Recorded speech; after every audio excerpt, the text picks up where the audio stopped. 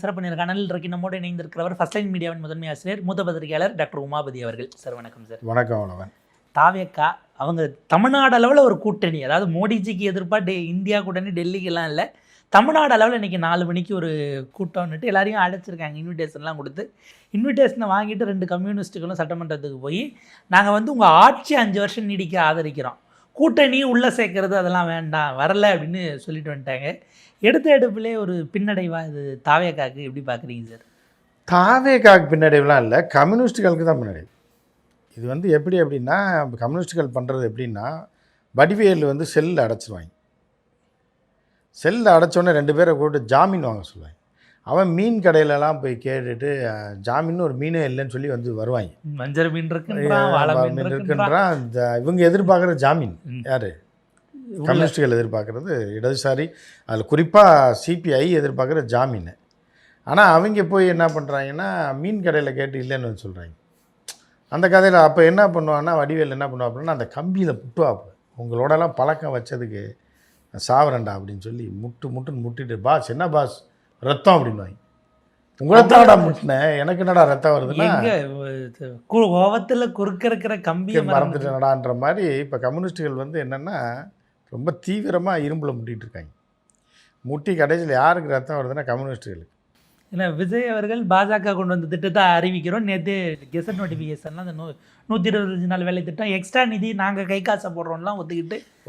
இதில் இன்னொரு விஷயம் கம்யூனிஸ்டுகள்கிட்ட என்ன பெரிய விஷயம் அப்படின்னா, டி ராஜேந்திர உதாரணம் எடுக்காமல் நம்ம சொல்ல முடியாது.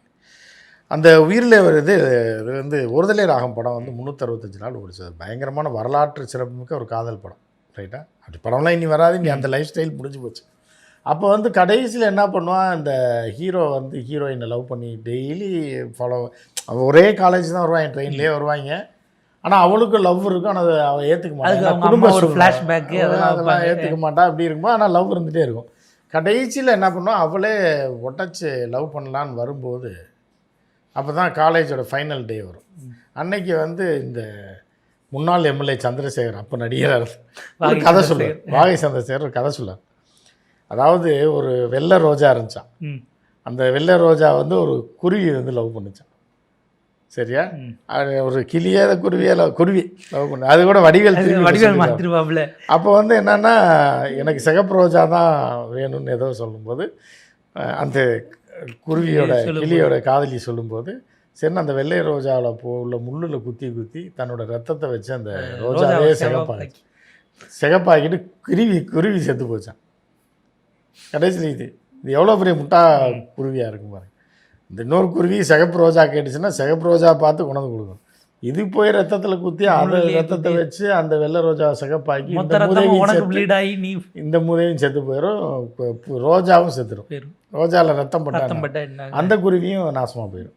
ஸோ இப்படி தான் இன்றைக்கி கம்யூனிஸ்டுகளோட நிலைமை இருக்குது. இதை தெரிஞ்சு தான் டி ராஜேந்திரன் அன்றைக்கி அந்த படத்தை காதல் டைலாக வச்சு, அது சிகப்பு, ஆமாம் ரோஜா சிகப்பாயிருச்சு, ஆனால் அதுக்கப்புறம் ரோஜாவும் காலி குருவியும் காலின்ற மாதிரி இவங்க போய் கூட்டணியில் சேருவாங்களாம். ஆனால் இது பண்ண மாட்டான். இப்போ ஒரு மினிஸ்ட்ரியில் ஒரு இடத்த வாங்க வேண்டிய கம்யூனிஸ்டுகள் இது வரைக்கும் கேரளாவை தவிர தற்போது எந்த மினிஸ்ட்ரிலையும் இருந்தது இல்லை. இப்போ பெங்களாவும் இல்லை, கேரளாவும் இல்லை வரைக்கும் இருந்தாங்க, ரைட்னு வச்சுங்க. அப்போ ஒரு மினிஸ்ட்ரியில் நீங்கள் ஒரு தொழிலாளர் நலத்துறையோ வாங்கிட்டு போராட வேண்டியதானே? அது தொழிலாளர் நலத்தில் உள்ள தவறப்புறம் சரி பண்ண வேண்டியதானே? எனக்கு தொழிலாளர் நலம் தரையா, நான் வரேன் உள்ள வாங்கி உட்காந்துக்கிட்டு இந்த பூரா இந்த பிரச்சனையெல்லாம் போராடினீங்களே, இன்னும் இருக்கிற கம்பெனி மூடி விட்டு போகலாம்ல, போராட்டம் பண்ணலாம், மூடி விட்டு போகலாம். மீன்ஸ் அவங்க துரோகம் பண்ணுறாங்க, அவங்க எதுக்கு இங்கே ஏதாவது ஒன்று பண்ணியிருக்கலாம். வெளியில் நீங்கள் சொல்ல தொழிலாளர் நலத்துறை, தொழில்துறையை வாங்கினா கம்பெனி வரும்போதே அவங்களுக்கு கண்டிஷன் எல்லாம் போடுறது எல்லாம் ரெடி இதெல்லாம் அமல்படுத்தணும். யாரை நீங்கள் ஏமாத்துறீங்க, என்ன உங்கள் பாலிசி தான் என்ன அப்படின்ற மாதிரி. அது பலருமே என்ன பண்ணுவாங்க, என்ன பல சில வீட்டில் மருமகளை வேணுனே தெரியாத பிள்ளைங்க காலேஜ் முடிச்சுட்டு வரும்ல, கல்யாணம் பண்ணி கொடுத்துருவாங்க. அதை சமைக்க சொல்லி, அதுக்கு மூதேவி நீயே சமைக்கலாம், சமைக்க சொல்லி என்ன வச்சுருக்கா குழம்பு வாயிலே வைக்கும், இதெல்லாம் ஒரு குழம்பா, சாம்பார் ரசம் மாதிரி வச்சுருக்கா, ரசத்தை இது மாதிரி வச்சுருக்கான்னு சொல்லி சுடுதண்ணி மாதிரி இருக்குது அப்படின்றது. அதுக்கு நீயே மூதேவி செய்ய வேண்டியதானே? வேணே ஒருத்தர் இப்படி தான் செய்யும் தெரிஞ்சும் பொறுப்பை கொடுத்து செய்ய வச்சு திட்டி அதில் ஒரு ஆனந்தம் அடைகிறது தான் இப்போ கம்யூனிஸ்டுகளுடைய நிலைமையாக இருக்குது. அவங்ககிட்ட இருந்தது ஏதோ ஒரு துறையை, தொழிலாளர் துறை, விவசாயத்துறை அவர் கொடுக்க மாட்டேங்கல சொல்லலை. எது கேட்டுருந்தா கட்டாயம் கம்யூனிஸ்டுகளுக்கு கொடுத்துருப்பாங்க. கொடுத்து ஆகணும் அப்படின்ற மாதிரியான ஒரு நிலைமை. 2 இருக்குல்ல, அந்த இதில் வடிவேல் சொன்ன 2ஆம் மாமி அப்படின்ற கதையில் 2 இருக்கு. ஆனால் இன்னைக்கு அந்த 2 வந்ததெல்லாம் தான் இவரை காப்பாற்றிருக்க ஆட்சி என்னும்போது அவருக்கு பெருசு. அவர் கொடுத்துருவார்ல, ஏதாவது ஒன்று தொழிலாளர் நலத்துறையோ ஏதோ ஒன்று வாங்கி செஞ்சுருக்கலாம்ல. அப்போ நீங்கள் என்ன தான் உங்கள் பிளான் என்ன? ஊரில் உள்ளவனை பூரா குறை சொல்லிகிட்டே காலத்துக்கு நீயும் செய்ய மாட்டேன், தானும் படுக்க மாட்டேன், தள்ளியும் படுக்க மாட்டேன்ற கதையில். ஒருவேளை விஜய் அவர்கள் மோடியை எதிர்ப்பாருன்னு ஒரு நம்பிக்கை வரலையா? அவர் எதையா பண்ணி விட்டு நம்மளே சேர்த்து இல்லை, இவர்கள் இருந்து எதிர்க்க வேண்டியதானன்ற. நான் உள்ளே போய் தொழிலாளர் நலத்துறை வாங்கி இப்போ அம்பானி எவ்வளோ கொள்ளையடிச்சிருக்கான், எவ்வளோ கான்ட்ராக்ட் எடுத்திருக்காங்க, நிறுத்துறோம்னு சொல்லி தமிழ்நாட்டில் நடக்காதுன்னு சொல்லியிருக்கலாம். பல தொழில் திட்டங்களை கொள்ளையடிக்கக்கூடிய மோடியோட தொழில் திட்டங்களை நிறுத்தியிருக்கலாம். அப்போ நீங்கள் வந்து ஊரை ஏமாற்றி இது பண்ணுறீங்களா என்னன்றது தான் இப்போ இதாக இருக்குது.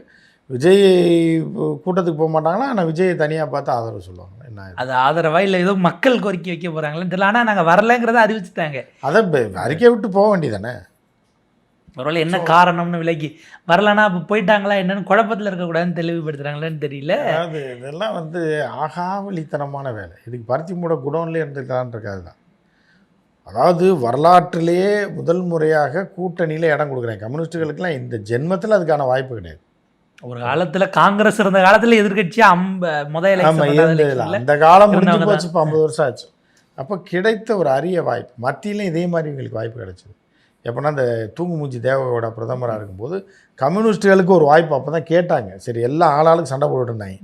கம்யூனிஸ்ட்டுக்கு வரீங்கன்றப்ப ஒரு மூத்த தலைவர்கிட்ட அந்த காலகட்டத்தில் நான் தமிழ் எக்ஸ்பிரஸில் இருந்தேன். அப்போ சொன்னேன், நீங்கள் பிரைம் மினிஸ்டர் ஆயிருந்தீங்கன்னா இந்தியன் கவர்மெண்ட்டோட சீக்ரெட் ஃபுல்லாக உங்களுக்கு தெரிஞ்சிடும். என்ன பண்ணியிருக்கான், என்ன டுபாகூர் வேலை கடந்த காலத்தில் பண்ணியிருக்கான், எதை பண்ணக்கூடாதுன்னு இருந்து ஒரு 6 மாதத்தில் எல்லாத்தையும் செட்ரைட் பண்ணிவிட்டு வாங்க. அதுக்கப்புறம் நீங்கள் தோக்குறீங்களா ஜெயிக்கிறீங்களா பார்க்கலாம். சிஸ்டம் இதுக்கு மேலே நீங்கள் இறங்க போகிறதில்ல. மேலே ஏறுறதுக்கு ஒரு வாய்ப்பு கிடைக்கும் போது ஏன் நீங்கள் சிஸ்டத்துக்குள்ளே போகல? சிஸ்டத்தை பற்றி புரிஞ்சுக்கிட்டு அப்போவே அவர் சொன்னேன். டெல்லியில் பார்த்து பேசும்போது அது கேஷுவலாக பேசிக்கிட்டு இருந்தோம். நான் ஒரு பத்திரிகையாளராக அந்த கருத்தை சொன்னேன். இப்போ சரிதான் அப்படின்ற மாதிரி அவர் சொன்னார். அதுக்கப்புறம் தேவகோட ஆட்சியை கலைஞ்சி போச்சுன்னு வைங்க. ஸோ அந்த மாதிரி கிடைத்த வாய்ப்பை பூரா நழுவ விட்டுட்டு நீங்கள் என்ன பண்ண போகிறீங்க? யாருக்கு நீங்கள் என்ன பிரயோஜனம், நீங்கள் என்ன பண்ண போகிறீங்க நீங்கள் அப்படின்ற ஒரு கேள்வி. ஸோ அது நாசக்காடு தான். அதை பற்றி பேசி பிரயோஜனம் இல்லை. இப்போ இந்த கூட்டம் கூட்டும்போது தமிழ்நாட்டில் இந்த கூட்டணிக்கு பேர் வைக்கிறதா இன்றைக்கி அஜெண்டா அப்படிங்கிறாங்க. நாளாச்சும் அமைச்சர்கள் ஆனந்தும் ஆதவர்ஜனாவும் போனாங்க. நேற்று கூட வியூக வகுப்பாளர் ஜான ஆரோக்கியசாமியும் போய் அவரே நேரடியாக இன்விடேஷன் வச்சு கூப்பிட்றாருன்னா பாருங்கள், பொதுவெளிக்கு வந்துட்டார். அவர் பொதுவெளிக்கு வந்துட்டார் அப்படிங்கும்போது அது வந்து இப்போ நீங்கள் ஜான ஆரோக்கியசாமி அந்த கும்பல் தான் எல்லாத்தையும் பண்ணுதுன்றது எல்லாருக்கும் தெரிஞ்சது. ஸோ ஒரு பத்திரிக்கை கொடுக்கும்போது பக்கத்து வீட்டுக்காரனையும் கூப்பிட்டு போகிறது தப்பு கிடையாது. புரியுதா? இப்போ கல்யாண பத்திரிக்கையே கொடுக்க போகிறோம், ஒருத்தர் ஃப்ரெண்டு வராரு, வாங்க பத்திரிக்கை கொடுத்து வரோன்னு கூப்பிட்டு வர்றது தப்பு கிடையாது. ஆனால் அதை விமர்சனம் பண்ணி பிரயோஜனம் கிடையாது. ஏன்னா ஒட்டு மொத்தமாக கல்யாணமே தப்புங்க போது பத்திரிகை கொடுக்க கூட ஒருத்தவனை போய் நீங்கள் சொல்லிட்டு இருந்தீங்கன்னா என்ன பிரயோஜனம்? கல்யாணமே டுபாகூர் கல்யாணம், திருட்டு கல்யாணம். அவர் இன்விடேஷன் கொடுக்குறாரு, அது கட்சியில் அவருக்கு என்ன வேணாலும் பொறுப்பு கொடுத்துடலாம். அந்த அவங்க கட்சி அரசு துறையில் கேபினட் மீட்டிங்லாம் அவர் உட்காராருன்னு ஒரு குற்றம் சாட்டி அப்படி அவருக்கு எந்த பதவியும் இல்லாமல் உட்கார்ந்தா அது ரகசிய காப்பு பிரமாணத்துக்கு எதிரானது. அஃபிஷியல் தெரியாது. இப்போ தானே வந்திருக்காங்க, 6 மாதம் டைம் கொடுங்கன்னு கேட்டிருக்காங்கல்ல. இனிமேல் தான் எல்லாம் இது பண்ணுவாங்க. வெளியில் நின்றுருப்பாப்புல வெயில் ஓவராக இருக்குன்றதுனால எதுக்கு வெளியில் உட்காருங்க, ஏசிக்குள்ளே வந்து உட்காருங்கன்னு இருப்பாங்க, உட்காந்துருப்பாரு. அவங்க மேலே கம்ப்ளைண்ட் பதிவு பண்ணணும்னு திமுக கொடுத்துருக்காங்க. ஆமாம், போலீஸ், அவங்க போலீஸ் தானே, அவங்க டிஜிபிட்ட சொல்லுவாங்க தெரியாமல் உட்காந்துட்டா வெளியே வெயில் அடிச்சு அன்னைக்கு மழை பெஞ்சிக்கிட்டு இருந்துச்சு, வெளியிலே நிற்கிறீங்க, உள்ளே வந்து உட்காருங்கன்னு சொன்னோம். சரின்னு வந்து உட்காந்தாரு. இது ஒரு தப்பா இல்லை சார்? புதுசாக கட்டின மனிதன் முக்கியமா, அரசியல் சட்டம் முக்கியமா? மழையில் நனைஞ்சு ஒரு மனிதன் காய்ச்சல் வந்து சாகக்கூடிய ஒரு மனிதனை இந்த கேபினட் காப்பாற்றிருக்கு அப்படின்ற போது எப்படி அரசியல் இது கரெக்டாக வரும்? ஐஏஎஸ் ஐபிஎஸ் அதிகாரிகள் மீட்டிங்லையும் இதுக்கெல்லாம் நீங்கள் ஏதாவது போஸ்டிங் போட்டால் சொல்லிட்டா பிரச்சனை இல்லை. ஸ்பெஷல் அட்வைசருங்க அவருக்கு பொறுப்பு கொடுத்தாச்சுன்னு போட்ட போஸ்டிங் கொடுக்க விட மாட்டீங்கல்ல. ஒரு கர்நாடகாக்காரர் கொடுத்தாங்க, டெல்லி சும்மா இருந்தீங்களா? கத்திட்டு தானே இருந்தீங்க. கொடுத்தது ஏன் கொடுத்தீங்க அப்படின்னீங்க. அப்புறம் அவங்க தெலுங்குக்காரன்னொடனே சரி பரவாயில்ல, தெலுங்கு ஓகே, தமிழ்நாட்டு பிரதிநிதியாக டெல்லியில் இருக்கிறதுக்கு ஒரு தெலுங்கர் ஓகேன்றது இப்போ பேசாமல் இருந்துட்டாங்கல்ல. கன்னடம் தானே வேணான்றாங்க. சார் சொல்லிட்டாங்க, நீங்கள் அதையும் பிரச்சனை பண்ணுறீங்க. ஒரு மலையாளியை போட்டாலும் பிரச்சனைன்னு வைங்க. மலையாளியை போட்டால் ஏற்றுக்குவாங்க. அது குறிப்பாக வந்து மலையாள பெண்களுக்கு கொடுத்தாங்கன்னா இன்னும் ஒரு சிறப்பாக. இவருக்கு அங்கே மலையாளத்தில் கட்சியோட பிரான்ச் எல்லாம் ஆரம்பிக்க போகிறதா ஒன்று. அதை தான் ஒரு மலையாள கேரளா பெண்ணு கொடுத்துருக்கலாம், ஒரு இளம் பெண்ணு கொடுத்துருந்தா டெல்லி அகில இந்திய வெற்றி கிழக்குன்னு சீமான் சொன்ன மாதிரி வச்சிருவாரு போல இருக்கு. போகிற இல்லை வைக்க போகிறாங்க. அகில இந்திய கட்சியாக மாறப்போகுது. கர்நாடகா எலெக்ஷன்லாம் நிற்க போகிறாங்க. அப்போ ராகுல் காந்தியை பிரதமர் ஆக்குறதுக்காக இவங்க ராகுல் காந்தியை கூட இருந்து ஆக்குவாங்க. புரியுதா? கூட இருந்து ஆக்குவாங்க. அதாவது இவருக்கு ஆதரவு கொடுத்த கூட்டணி கட்சிகள் எல்லாம் கிங் மேக்கர். ராகுல் காந்தி பிரதமர் ஆகணும்னு அவங்க அம்மாவே நம்பிக்கை போயிடுச்சு. பெத்த தாயே வந்து நம்பலை. இப்போ கேண்டிடேட்டாக எப்படி அறிவிச்சு வருவாங்கல்ல, அதான் இப்போ இல்லை பிரதமர் வேட்பாளர் அவர் அறிவிக்க மாட்டாங்க. என்னைக்கு இப்போ அறிவிச்சாயில, அதுக்கு முன்னாடி அறிவிச்சாயில, எப்போவுமே அடுத்து வர எலெக்ஷன்லேயும் அப்படி தான். இப்போ சத்தியமூர்த்தி பவனில் பார்த்தா புதிய தலைவர் பொறுப்பேற்பு இவ்வளோ உற்சாகமே இருந்ததில்லை. அதில் ஒருத்தர் சொன்னார், அவங்க செய்தி தொடர்பாளர் ஒருத்தர் தான் சொல்கிறாரு, இது வரைக்கும் காங்கிரஸில் மாநில தலைவர் பொறுப்பேற்கும் போது எந்த அமைச்சர்களும் வரமாட்டாங்க, ஆனால் இன்றைக்கி 2 அமைச்சர்கள் வந்திருக்காங்கன்னா புது ரத்தம் பாய்ச்சிருக்குங்கிறாரு. 60 வருஷமாக உங்களுக்கு அமைச்சரே கிடையாது, வரல. இதில் இல்லை வரல அப்படின்னு. அதாவது நம்ம மாணிக்கம் தாகூரோட லட்சியமே அகில இந்திய தலைவர் ஆகிறது தான். ஒன்றால் ஆயிடுவார், சான்ஸ் இருக்குது. ஏன்னா இப்போ இவர் இருந்தார், கர்நாடகாக்காரர் போட்டதுனால அடுத்து தமிழனை போடுங்கன்னு வாங்க, போட்டு வர கூட போடலாம், தப்பு கிடையாது. அகில இந்திய தலைவர் ஆகிறதுக்கு வாய்ப்பு இருக்குது. இல்லை இது நார்த்தில் இருக்கிறவங்கள இன்னும் வேறு சவுத்துக்கே போகிறீங்களா கேட்க மாட்டாங்களா யாராவது? சவுத்தில் இருக்காரு. இவ்வளோ நாள் கழிச்சு, இவ்வளோ நாள் சோனியாவும் ராகுலும் தானே இருந்தாங்க. அதுக்கப்புறம் இடையில மாற்றம் வச்சு இப்போ பக்கத்து வீட்டுக்கே தெரியாத ஒருத்தரை தலைவராக போட்டிருக்காங்க. யாரை? கார்கே. அவர் நீண்ட அனுபவம் உடையவர்லாம். அவர் இருக்கிற கூட்டத்தில் முதலமைச்சர் பேரை சொல்லி கத்துறாங்கன்னு அவர் டென்ஷன் ஆகிட்டார். சிசிடிவி இருக்குது, யார் யார் கத்துனீங்களோ பூரா பேர் மேலேயும் நடவடிக்கை எடுப்பேன்னு கட்சி கூட்டம். டிகே சிவகுமார் கர்நாடகாவில் கூட்டம், இவரும் கர்நாடகாவில் இருந்தானே போனவர். கர்நாடகாவில் கூட்டம் நடக்குது, மாநில தேசிய தலைவர் பேச வராரு. டிகே சிவகுமார் பேர் சொல்லி அவங்க ஆதரவாளர்கள்லாம் இவர் யாருன்னு தெரியாதுல்ல சார். அங்கே இருந்துட்டு தானே சார் போயிருக்காரு. பக்கத்து வீட்டுக்காரனுக்கே தெரியாம நீங்கள் அகில இந்திய தலைவராக போட்டீங்கன்னா அப்புறம் நம்ம மயிராவளங்க இவர் உடனே எதுக்கு சுமார் வந்து செலவாக்கான ஆளு செஞ்சிருப்பார். அகில இந்திய தலைவரா நீ மண்ணாங்கட்டி போயா அப்படின்னு கத்துறவங்க மேலாம் ஒழுங்கு நடவடிக்கை எடுப்பார். சிசிடிவி காட்சி இருக்கு, போட்டு பார்த்து நீக்க வேண்டாம் ஒரு மைக்கிலே. அவருக்கு அவன் நீக்கினா என்ன இருக்கு? டிகே சிவகுமார் சேர்த்துட போகிறான், நீக்க போகிறான்ல. இவனை அகில இந்திய தலைவர் லோக்கலில் உள்ள இருக்கவனை கட்சி தொண்டனை நீக்கி என்ன பண்ண போகிறீங்க? அதெல்லாம் அகில இந்திய தலைவர்ன்றதே டுபாக்கூர் தான். அதாவது என்னென்னா, பக்கத்து வீட்டுக்கே தெரியாத ஒரு பக்கத்து வீட்டுக்காரனுக்கு இவர் யாரும் பார்த்த மாதிரி இருக்கே ரொம்ப வருஷத்துக்கு முன்னாடின்ற மாதிரி ஒரு ஆளை கொண்டு போய் அகில இந்திய தலைவராக போட்டிங்கன்னா மண்ணாங்கட்டிய மயிரா வழங்கும். இல்லை அது அவங்க நேரு ஃபேமிலியில் தான். அவரெல்லாம் வந்து இப்போ விருந்தினர் பிரச்சாரத்துக்கு வந்திருந்தான்னு வைங்க, திமுக இல்லாமல் நம்ம மாணிக்கத்துக்கு பிரச்சாரம் பண்ணியிருந்தாருன்னா மாணிக்கம் ஆமாம் ஆமாம் கொஞ்சம் மிஸ்ஸு ஒரு பிரச்சாரத்துக்கு வந்திருந்தா கூட மாணிக்கம் தாகூர் காலி. இப்படிதான் அந்த மாதிரிலாம் காப்பாற்றி விட்டாங்க.